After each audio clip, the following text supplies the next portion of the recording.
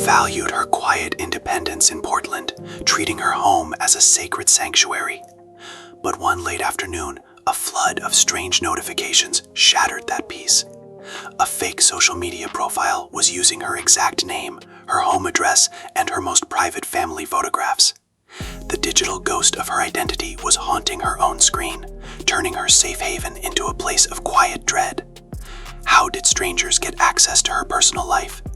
The answer lay in a careless post by her own brother. Now, Laura must trace the digital footprint and reclaim her life before the impersonator ruins everything she built.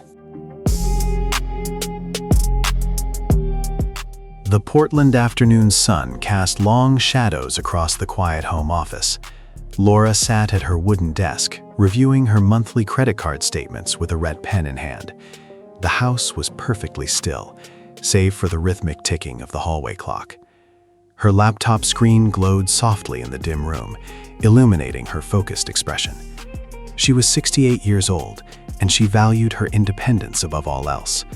Her digital life was supposed to be a private, secure extension of her physical sanctuary. Every lock on her doors was checked daily, but she had forgotten to check the digital locks. The quiet routine of her retirement depended on this exact separation between the public world and her private peace, a boundary she had carefully maintained for decades. Suddenly, a rapid cascade of social media notifications interrupted the silence. The screen flashed with unfamiliar alerts, stacking one after another in a relentless digital tide. Laura adjusted her reading glasses and clicked the primary warning. A fake profile loaded instantly. The breath caught in her throat. The account used her exact legal name. It listed her precise home address down to the street number. Worse, the profile picture was a private family photograph, taken just last month during a quiet garden gathering. A faint, unnatural discoloration hovered over the screenshot, like a ghost stain lingering on the digital glass. Laura recognized the original image immediately. It was from a recent family album post. Her brother Justin had shared it carelessly, ignoring her strict requests for privacy and digital boundaries. "Justin, why share this?" Laura whispered to the empty room. Her voice was steady, but a cold spike of fear pierced her chest. She remembered his careless reply from the weekend, a dismissive text message that now felt like a betrayal. "It is just a quick update, Laura. Nobody pays attention to the details." She touched the cold screen, tracing the ghost stain with her fingertip. "They have my address. They have my face." The realization was heavy and isolating.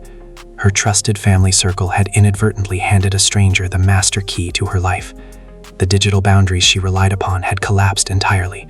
The stranger could see her windows, her garden, her daily routines. The vulnerability felt like a physical weight pressing down on her shoulders, making the familiar room feel suddenly exposed and entirely compromised. Laura pulled her hand back from the monitor. She did not panic. She took a deep, measured breath, letting the initial shock settle into a firm resolve. The impersonator was out there, wearing her identity and mocking her privacy. "I need to call the bank. Now," she said, her tone shifting to quiet authority. She closed the laptop with a sharp snap, plunging the room into twilight. The crisis had just begun, and the shadow on the screen was only the first warning. The evening air in Portland was crisp and cold as Laura walked into the local bank branch. Her neighbor, Casey, walked a half step behind her, offering a quiet, grounding presence in the sterile environment. The fluorescent lights hummed above the polished wooden desks, casting a harsh glare on the marble floors. Laura approached the manager's counter without hesitation. She did not panic. She slid her phone across the desk, her fingers pressing hard against the smooth wood. "Please freeze everything under my name," she said, her voice steady and clear. The manager typed rapidly, his eyes darting across the monitor. The screen reflected in his glasses. Laura watched his breathing shift as he read the alerts. "They used my home address," she added, leaning in slightly to ensure he understood the gravity. "What else do they have?" The manager paused, his hands hovering over the keyboard. "We see a secondary credit application opened yesterday," he replied softly.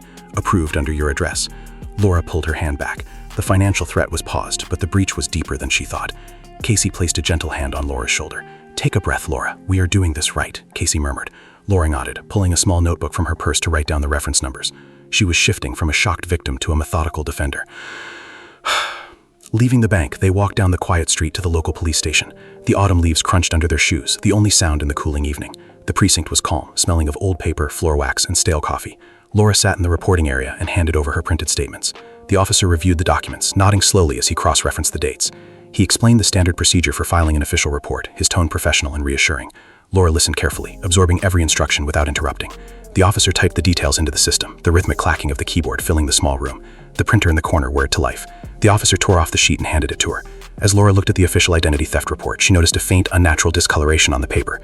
It was the same ghost stain she had seen on her laptop screen, now lingering on the physical document.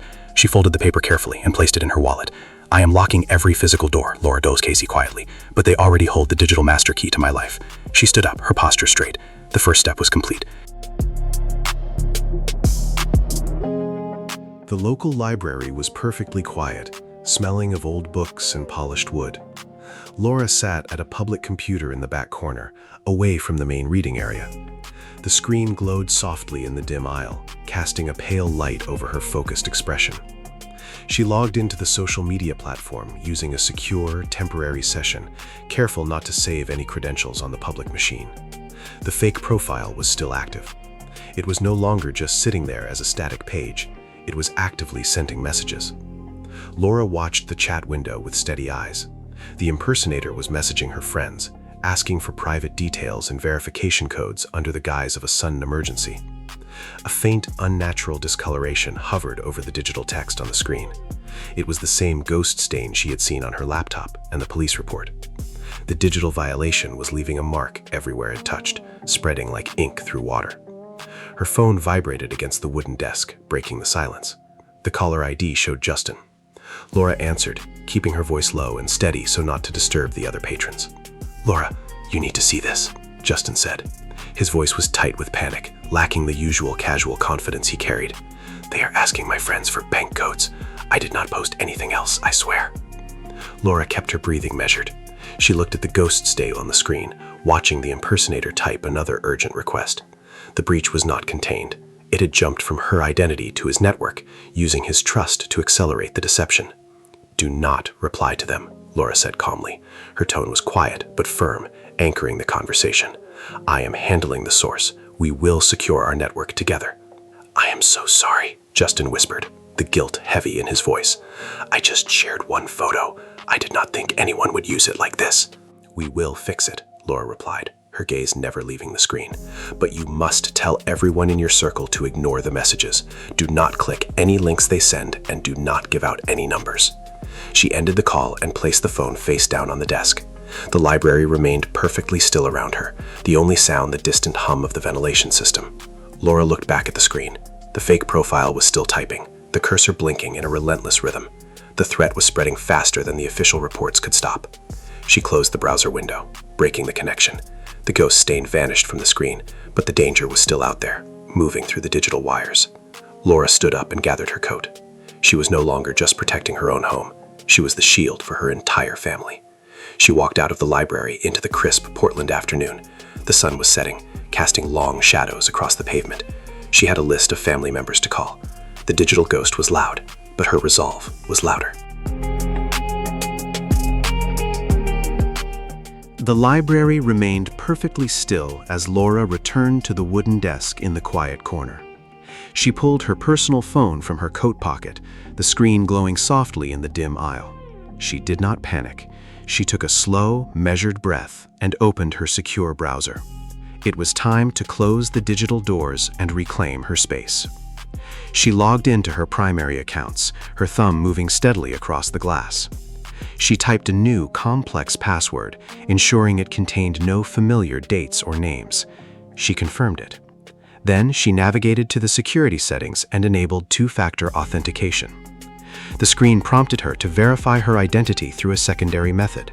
She entered the code from her secure email, watching the progress bar fill with a steady green line. "Passwords changed," Laura whispered to the quiet room. "Two-factor is on."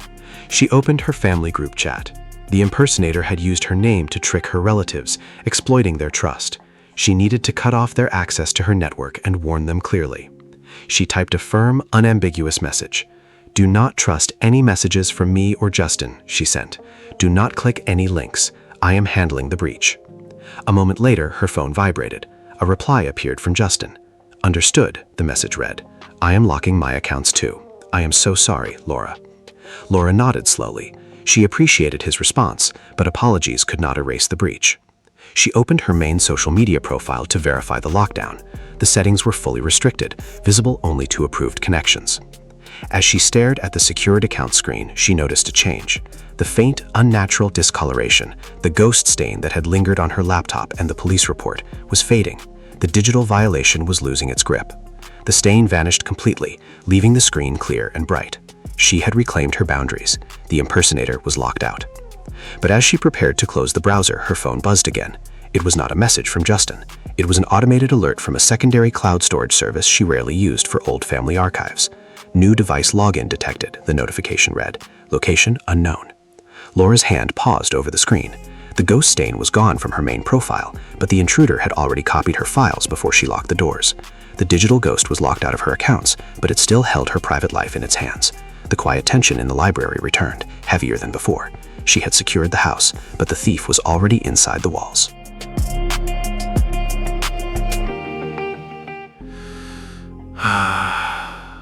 Laura stared at the cloud storage alert. The ghost stain was gone from her main profile, but the intruder had already copied her files. She did not panic. She closed the browser and opened a fresh, secure window.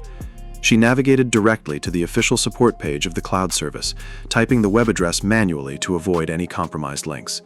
She found the emergency account recovery number and called it. The representative verified her identity through a series of secure, pre-established questions. Laura answered calmly, her voice steady. Once verified, she instructed the representative to revoke all active sessions and permanently delete the shared family archive folder. The representative confirmed the action. The digital ghost was finally locked out of her archives. Laura closed the laptop. The library was quiet. She gathered her coat and walked out into the crisp Portland evening. The street lights flickered on, casting a warm glow over the pavement. She walked the short distance back to her home, her steps steady and deliberate. The autumn air was cool, but she felt entirely grounded. Inside, the house was perfectly still. The familiar scent of old books and wood polish welcomed her. Laura walked to the front door and checked the deadbolt. It was secure. She moved to the living room window and looked out at her garden, watching the shadows settle over the lawn. She reached out and touched the cool glass, feeling the solid boundary between her private sanctuary and the outside world. The heavy anxiety that had pressed on her chest since the afternoon finally dissolved into the quiet air. She had faced the breach, secured her digital doors, and reclaimed her name. She turned away from the window and walked toward the kitchen to prepare her evening tea. The kettle began to hum on the stove, a familiar and comforting sound in the quiet house. She poured the hot water into her favorite ceramic mug, watching the steam rise in the dim light. The warm scent of chamomile filled the air, grounding her completely in the present moment. Her independence was secure, and her home was safe.